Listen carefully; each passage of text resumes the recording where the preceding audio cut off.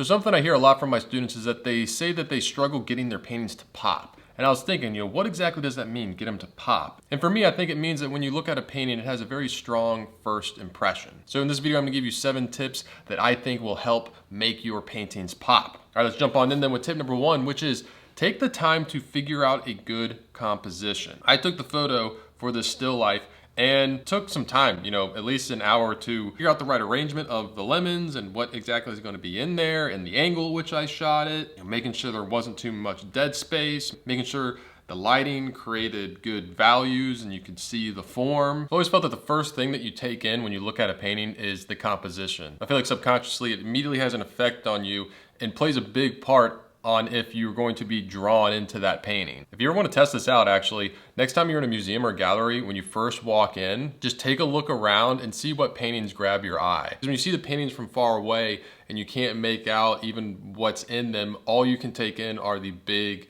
value shapes that make up the composition. Now let me explain exactly why I chose and liked this composition for this painting. So this is the composition I chose, and the main thing I like about it is just the direction of everything. I like how this lemon leads you into this lemon, which leads you back up through these all the way to the red glow inside the copper mug here. It's so cool how the inside of copper mugs are like that red color when the light hits it right.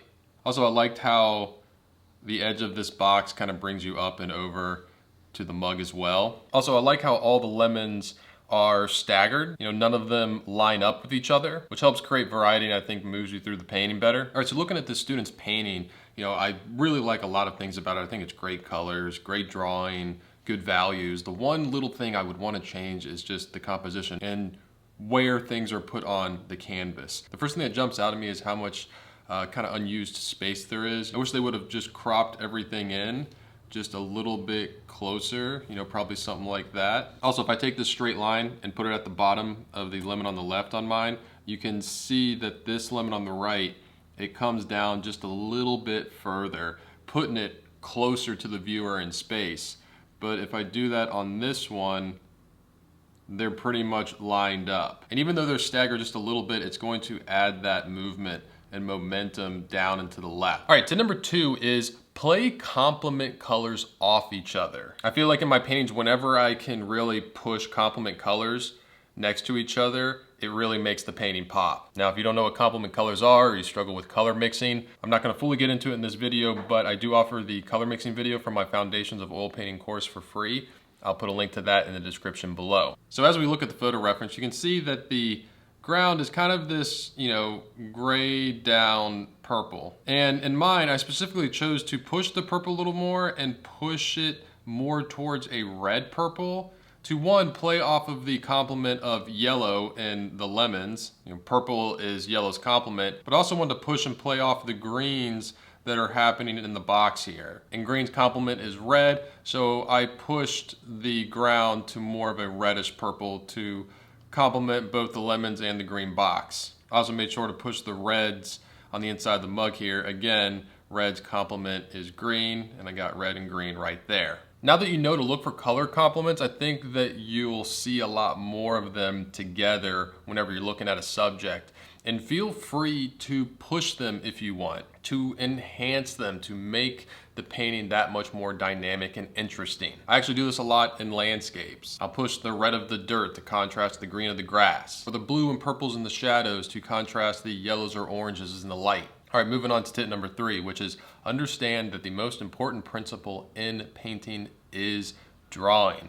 Now, I actually took that as a direct quote from one of my favorite oil painting books, which is Michael Shane Neal's book, Portrait Painting, My Point of View. When I read his book and I read that quote, I was like, that is 100% true. No matter how good you paint something, if your colors are great, your values are great, everything is great, the composition is great, if the drawing is off, it's immediately going to bump the viewer. Looking at this student's painting, they got really great, interesting colors happening here, but when I first saw it, the first thing that my eye caught were just some of the drawing mistakes. Like, I think they made the oval here on the inside of the mug too tall. You can see kind of how short it is over here in the reference. With this front lemon, I think that they made it too circular and too much like a ball. I think they could have cut in certain places. Also with this box up here, I feel like I can see too much of this top part of the box. You can see how little and how thin it is here. And just getting something like that right is gonna help the perspective and just help things read a lot better. And I think if they just would have brought up the inside of the box a little higher, that would have definitely done the trick. I think they also could have brought up this part of the box a little higher, which I think would have aligned things a little more. And also angles.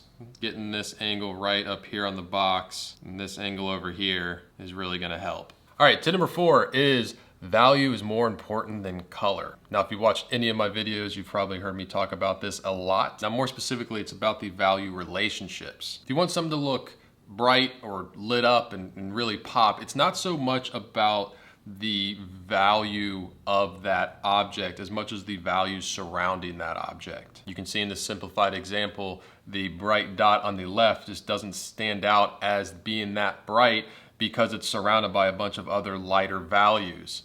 Whereas on the right, it's standing out as very bright because it's surrounded by a bunch of darker values. So if you don't have those darker values, you can't make the light values really pop. So value relationships is probably one of the most common problems I see with students' work. So I'm going to kind of demonstrate how each one of the students here could have improved. In this first one, the main thing is this ground. I feel like just darkening the ground here will make the highlights and the lemons pop a lot more, because right now the ground is competing with the highlights and the lemons for, one of the brighter highlights in the painting. That being said, I still think they could have pushed the darks a lot more in the shadows of the lemon.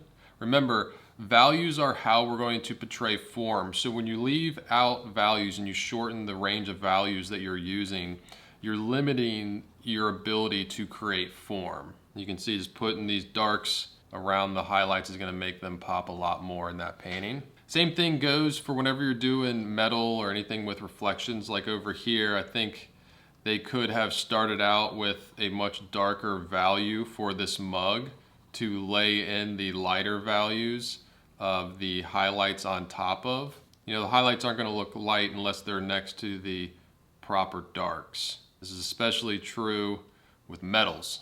I also feel like they could have increased the dark shapes and the lemons here.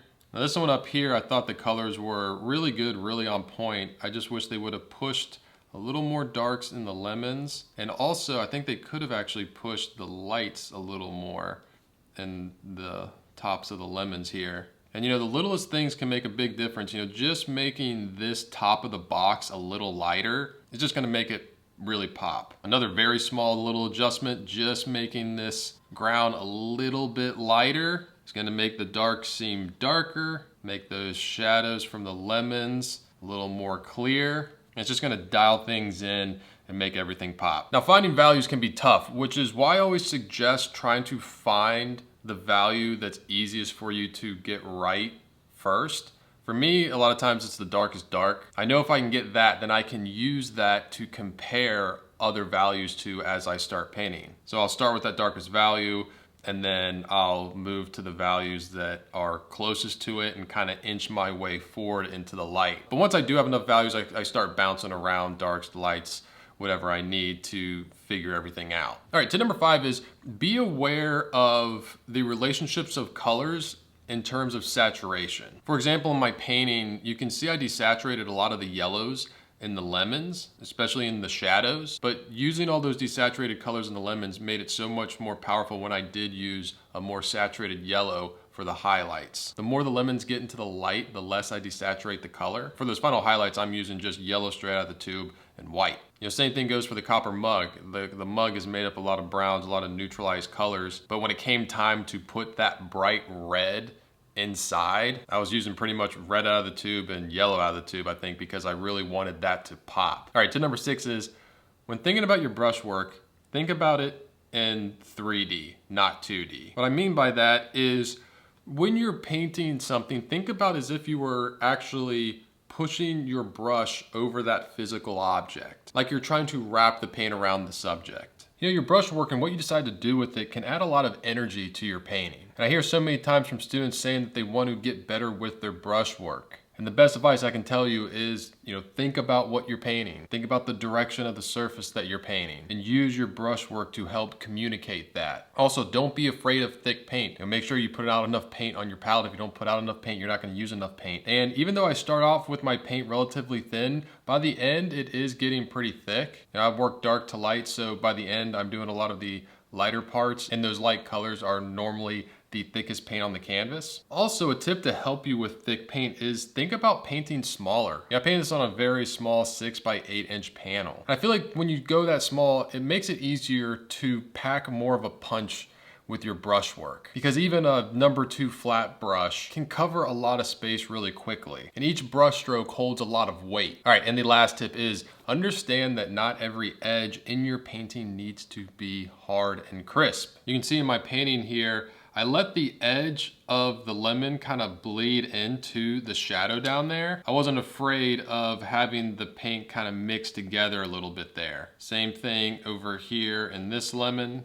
Also, back here, I let the paint from the lemon blend into the paint of the box behind it and just give it that soft effect of it going back into the shadows. And the thing about edges is, when you do have soft edges, it makes the times that you use hard, crisp edges that much more powerful. Like up here, the top of this box is reading really strong in its structure because it's a place where I have a very strong, defined edge. Over here in the student's painting, I'm just not getting that at the bottom of their lemons here, and I'm just not getting that sense of the lemons kind of being lost into the darkness of the shadows underneath it. Same thing right here, it's just all the edges are harsh and crisp, so this edge up here just doesn't really stand out, and it doesn't hold as much weight because, every other edge is just like it. All right, that's it for this video. Now, if you want to try this tutorial and be a part of the Facebook group and maybe get your painting, critiqued in one of these YouTube videos, people seem to be liking them a lot, check out my Patreon page. I'll put a link to that in the description below. And if you want to see what I'm painting on a daily basis, you can follow me on Instagram at Forza43. I'm Chris Fornatero, here telling you to go get painting.